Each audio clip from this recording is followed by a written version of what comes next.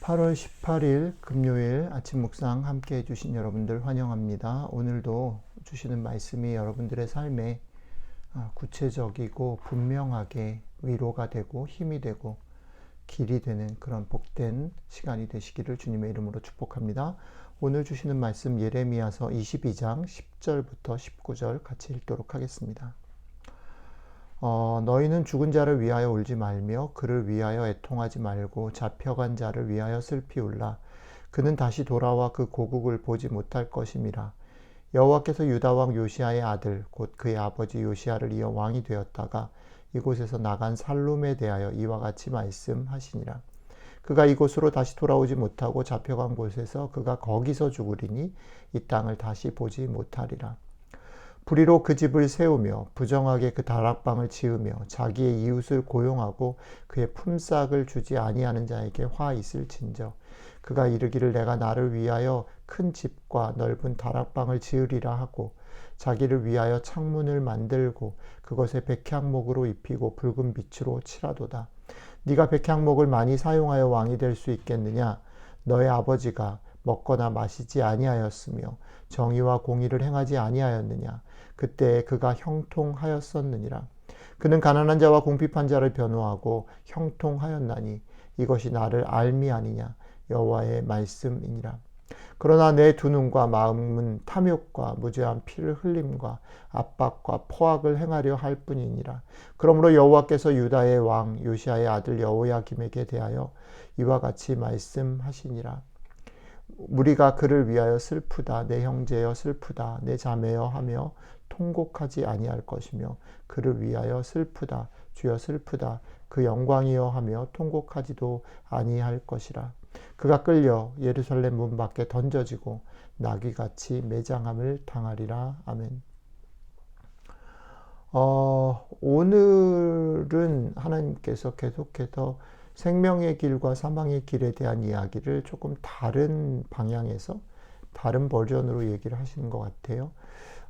오늘은 두 사람의 삶을 대조해서 얘기하시면서 무엇이 생명의 길인가, 무엇이 사망의 길의 특징인가, 그리고 무엇이 생명의 길과 사망의 길의 결과인가 라는 것을 말씀하고 계십니다.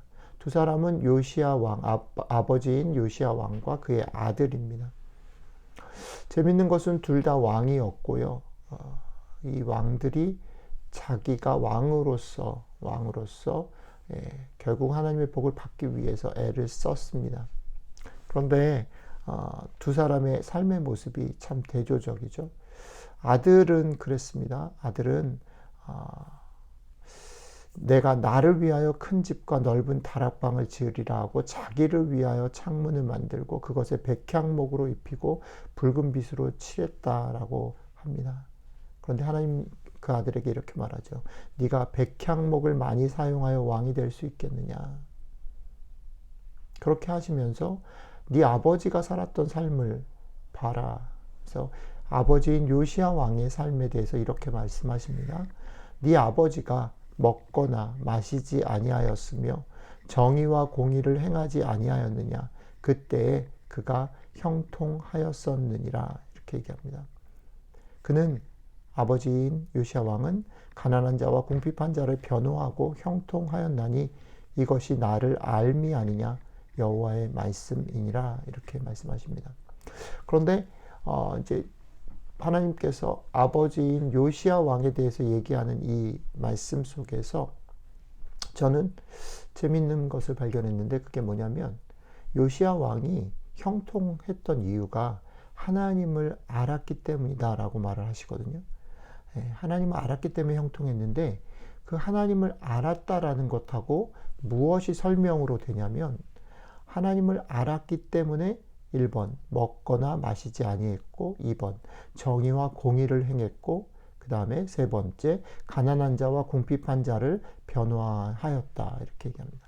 그러니까 하나님을 알았기 때문에 형통했다라고 말할 때 요시야 왕은 하나님을 기도 중에 신앙 가운데 예배드리고 제사를 드리는 가운데 만나고 경험하고 그런 종교적인 체험을 더 많이 종교적인 열심을 더했다라는 것이 아니고 그것을 하나님을 알았기 때문에 하나님을 아는 것에 기초해서 그의 삶의 태도와 그의 삶의 길이 정해졌다는 거죠.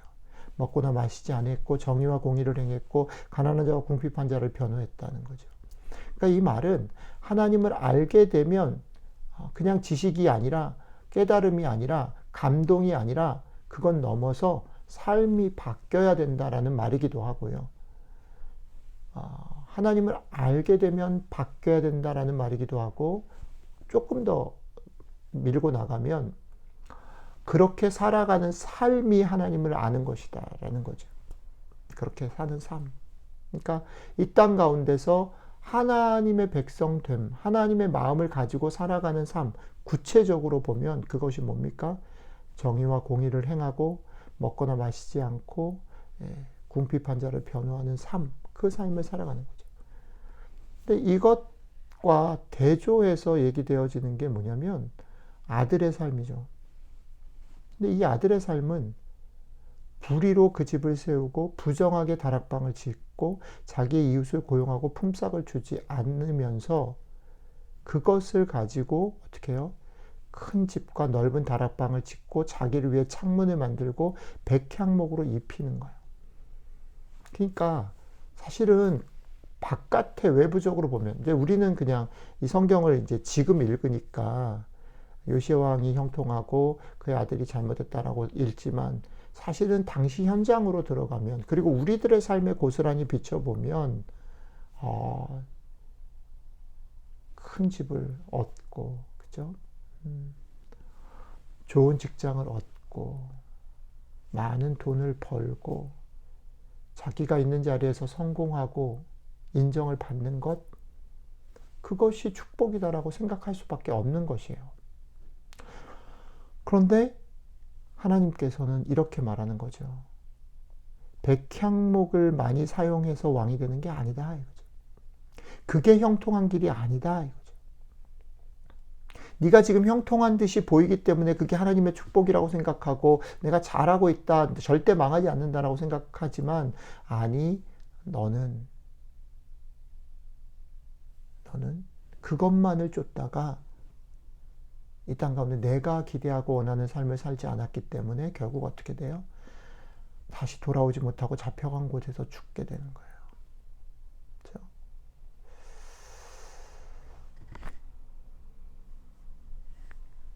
형통하다라는 게 뭘까요?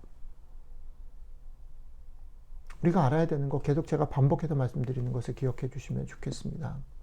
이 땅 가운데서 하나님의 백성으로 살아서 그렇게 사는 것이 형통하다라고 말할 때 이것은 우리의 본성과 절대 친화적이지 않아요. 우리의 본성은 더불어 살고 같이 살고 사랑하며 사는 것에 친화적이지 않다고요. 내가 잘 되고 내가 배부르고 내 자녀가 좋은 것을 얻고 불편함이 없고 그게 우리의 본성에 가깝다는 거예요. 그리고 우리가 살아가는 사회를 보십시오. 누가 칭찬을 듣습니까? 누가 인정을 받습니까? 열심히 살고 자기를 위해서 달려가고 어떻게든 좋은 학교에 가고 어떻게든 많은 돈을 벌고 그렇게 사는 것이 칭찬을 들어요. 그리고 그렇게 열심히 살아야만 인정을 받을 수 있다라고 생각하는 게 우리 사회예요. 우리의 사회의 시스템과 우리 사회의 생각이 거기에 있어요. 그리고 우리의 본성도 거기에 부합돼요. 그렇기 때문에 오늘 말씀을 들으면서 우리가 기억해야 되는 게 뭐냐면 시드기야는 되게 악하고 나쁜 사람이었고 그렇죠? 시드기야 여호와김 나쁜 사람이었고 아버지인 요시야는 그러지 않았고 청렴결백한 사람이 이렇게 읽으시면 안 돼요. 이것을 더 깊게 들여다봐야 돼요. 그 사람이 특별히 악한 게 아니에요. 왜냐하면 우리가 특별히 악하지 않잖아요. 우리 그냥 열심히 살려고 하지요. 그냥 내 가족들하고 다 열심히 그냥 살려고 하는 거예요. 그게 틀린 게 아니고 그게 필요하지 않은 게 아니기 때문에 그러지 않으면 살아갈 수 없는 게 우리가 살아가는 세상이기 때문에 뭘 놓쳐요? 그게 다라고 생각하는 것이죠. 그러나 성경은 오늘도 말하는 거예요. 그게 다가 아니야. 내가 너희를 부른 것, 내가 너희에 대해서 기대하는 것, 그게 다가 아니야. 그러니까 그게 다가 아닌 것을 보기 위해서는 그것을 보고서 깨닫고 살아가는 길은 절대 쉬운 게 아니야. 그러니까 니네가 그것 때문에 힘들고 낙심하고 어렵고 흔들리고 자꾸 기웃기웃거리는 것에 대해서 너무 속상해하거나 너무 죄책감에 시달리지 마. 아니, 그게 당연해. 그리고 거기에 더해서 그게 당연한데 그 당연한 것을 거스르려 살려고 너희가 한다면 내가 너희와 함께 할게. 내가 너희를 형통하게 해줄게. 당장 너희 눈에 그것이 이루어지지 않고 그것 때문에 너희 마음이 낙심되고 흔들릴 수 있지. 혹은 너희가 그것들을 쥐었다고 성공했다라고 착각하고 교만할 수 있지. 그러나 그게 다가 아니기 때문에 그게 다가 아니라는 것을 깨닫고 살기를 원한다면 내가 거기서 너의 마음과 너의 삶을 지켜줄게. 포기하지 않을 수 있도록 도와줄게. 그게 오늘 말씀이에요. 하나님의 백성으로 살아가는 것 여러분 쉽지 않아요. 결코 자연스럽지 않습니다. 기도하고 애를 써서 성령님의 도우심을 구해야 되는 이유가 여기 있는 것이에요. 아침마다 우리가 주님 앞에 나아가는 이유가 나의 문제를 해결해 달라고, 그거 중요하죠. 필요해요. 그러나 거기가 아니라 그건 넘어서 하나님이 우리를 부르신 부르심을 지키고 살아가기 위해서는 정말 하나님의 도우심 필요하다고요. 성령님의 도우심 필요하다고요.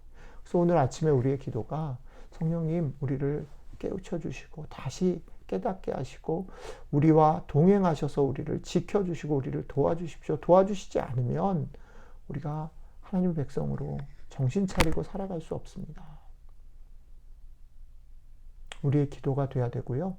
우리의 기도 속에 성령님께서 우리를 위로하시는 일들이, 우리를 깨닫게 하시는 일들이, 우리를 도우시고 격려하시는 일들이 일어나시기를 주님의 이름으로 축복드리고 그렇게 살아야 합니다.